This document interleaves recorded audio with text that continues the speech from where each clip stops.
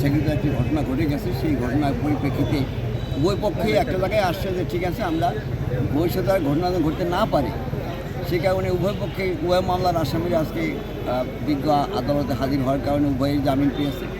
আর আমরাও সবাই কমিটেড হয়েছে যে যার যার মত প্রকাশে এসে মানুষের কাছে যাবে, জনগণ তাকে পছন্দ করে তাকে ভোট দিবে।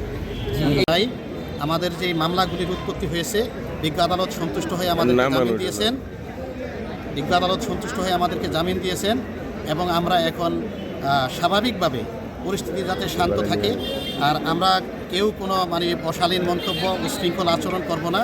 আমরা নিয়মতান্ত্রিকভাবে আমাদের ন্যায়ের প্রতীক, ইনসাফের প্রতীক ডাক্তার মাহমুদ হোসেন বকাউলের পক্ষে আমরা দাঁড়িপাল্লা মার্কায় প্রচারণা চালাবো শান্তিপূর্ণভাবে এবং আগামী 12 তারিখের নির্বাচনে এই দেশের সাধারণ মানুষ, কৃষিজীবী মানুষ, কামার খেটে খাওয়া মানুষ, আপামর জনসাধারণ দাঁড়িপাল্লা মার্কায় ভোট দিয়ে বিপুল ভোটে বিজয়ী করবে।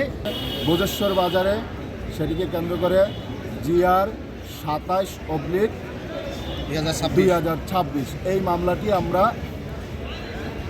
দায়ের করি নড়িয়া থানায়। নড়িয়া থানা আমলে নিয়ে 19 জন আসামির